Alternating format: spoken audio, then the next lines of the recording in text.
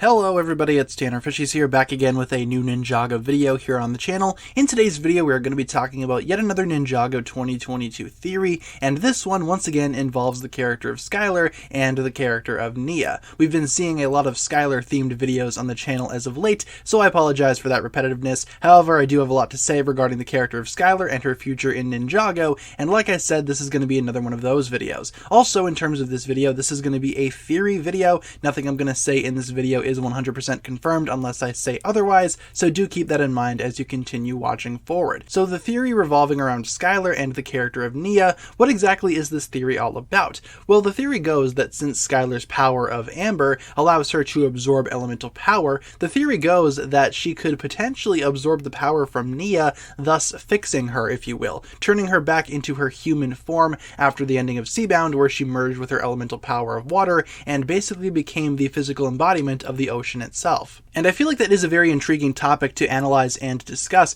Could Skylor actually fix Nia and bring her back to the human side of things using her own elemental power? Now, the power of Amber itself has been known to absorb powers before. That's how Skylor is able to copy elemental powers. We've seen Skylor do that all the way since her initial debut in Season 4. She absorbs powers and uses them on her own, obviously to great effect. Now, the power of Amber itself can absorb powers and Skylor herself can copy them, but what about Nia's powers? Would they be able to stabilize if Skylor would be able to absorb some of Nia's excess water? That's a very interesting topic to discuss, and I was very excited to make this video. The power of Amber itself traditionally only copies powers, but who's to say that Skylor can't actually train with the ninja or even Master Wu to expand her power into something like this? We already know from various Ninjago sources, such as Tommy Andreasen, that the elemental power of Amber itself will most likely be explored in future Ninjago stories. We've gotten confirmations that Amber itself will be touched on at some point, meaning that the power might actually expand. We've seen Amber do all kinds of crazy stuff throughout the entirety of Ninjago, but we know of some of its limitations. It cannot absorb golden power, for instance, and obviously Skylor had trouble controlling and using Garmadon's power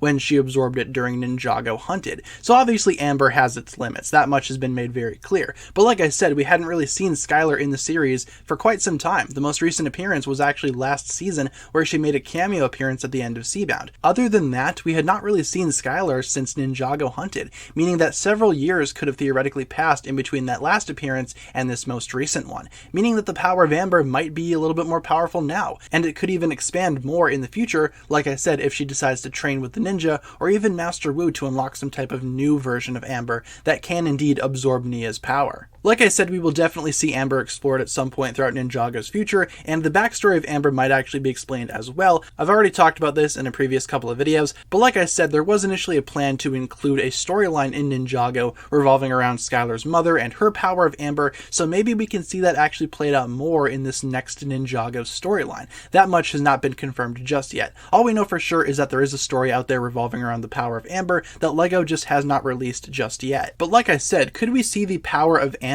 control its absorption to the point where it can actually control Nia's power and even allow Nia to temporarily take control of it and possibly even revert back to her human side? Like I said, Amber absorbs power, so who's to say Skylor can't just go up to Nia in her new NRG form and absorb some of that excess water, thus giving Nia some type of control and maybe even reverting her back to the human side of things. During the finale of Seabound, we saw that Nia wasn't really Nia at that point after she had merged with the power of water itself. In a lot of ways, she was water. She was the physical embodiment of the ocean, and Nia herself barely shined through in any way. We could tell that remnants of her personality were there, but it's very clear that Nia herself was very different after merging with the power of water. And obviously Nia leaving the ninja team towards the end of Seabound really didn't support the case that Nia was still there. This is something else entirely, and maybe Skylor could actually harness some of that water power and bring Nia back in some regard. In terms of where that extra power would go if Skylor were to absorb Nia's excess water, maybe Skylor could just hold on to it until Nia has grown enough to manage and control it, and maybe Skylor could just gradually give Nia back her water power, little by little until Nia can actually control it.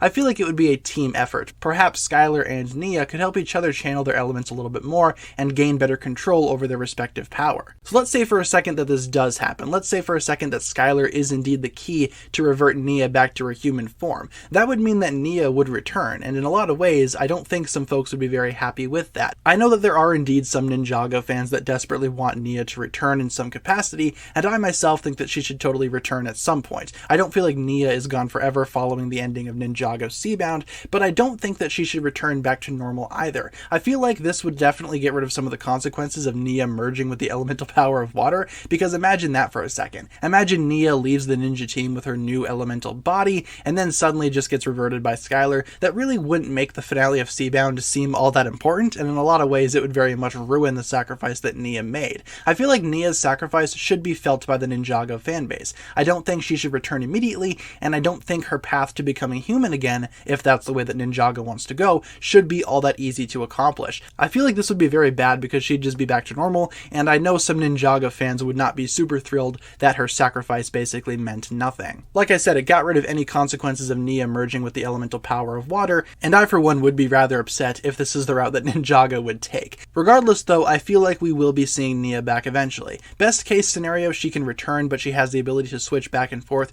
from her human to her water form, similar to how we saw with Zane, where he could switch back to his human cloaked form and then also switch over to his titanium form. Maybe similar to that aspect of Zane's powers, Nia could potentially come up with something similar. I feel like Nia's ability to switch back and forth between forms would be very helpful. Maybe she could be human always, but transform into her NRG form whenever there's a battle or whenever she needs to use her water powers. I feel like Nia's water powers are very much off the charts right now in terms of power, and as such her physical body has definitely shifted with the water element in order to showcase that new level of power. If Nia would go back to being a human, that same level of power would not really be met unless she has the ability to switch back and forth in between forms, which I think is going to be the most likely option when Nia inevitably returns in Ninjago's future. I feel like Nia will definitely return at some point, but I feel like her being a water elemental on the ninja team wouldn't really fit all that well. We can go back to Zane again for an example. Even though Zane rebuilt himself in his titanium form, he was still a ninja at heart. Nia is still a ninja at heart as well, but her physical form doesn't really replicate that of a ninja. It's basically the physical embodiment of an elemental power itself.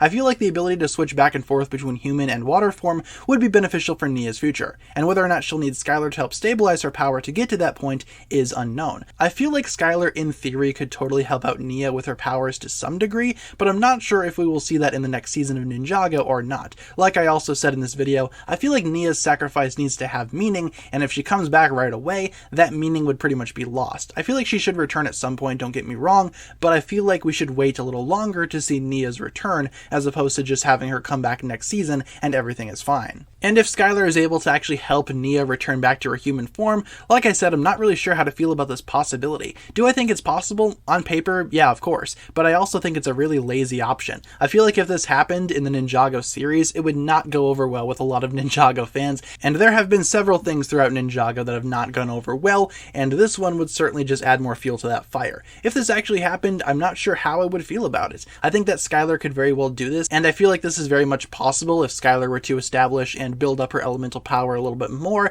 and we might actually see that in the upcoming storyline for 2022. However, like I said, I feel like this is just a really lazy option, and I don't think the Ninjago team is going to go this route. But I figured I would just talk about it regardless on the channel, because like I said, it is very important to establish what Skylor is going to be doing in the next season, if she's even going to be in there regardless. And of course, I wanted to talk about Nia's sacrifice a little bit, and why it means a lot for Nia to be gone for a little bit. I'm not saying that I want Nia to be gone permanently, but like I said, her sacrifice has to mean something, and if she comes back right away, that's not going to mean a whole lot to the majority of the Ninjago fanbase. So hopefully you guys enjoyed today's video. That'll pretty much wrap it up for my personal thoughts on this topic. Leave a comment down below talking about what you think about this. Do you feel like Skylor would be able to control Nia's powers in a way where she can actually help Nia stabilize her power, or do you feel like Skylor and Nia should not have any interaction whatsoever in terms of their elemental powers? Leave all your thoughts down below in the comments, you guys, and hopefully you enjoyed today's video. Thank you so much for watching. That's going to pretty much wrap it up for my thoughts here today. Thank you so much for watching once again. If you enjoyed, feel free to like, comment, subscribe, do all that fun stuff, and check out the links down below in the description for my other forms of social media.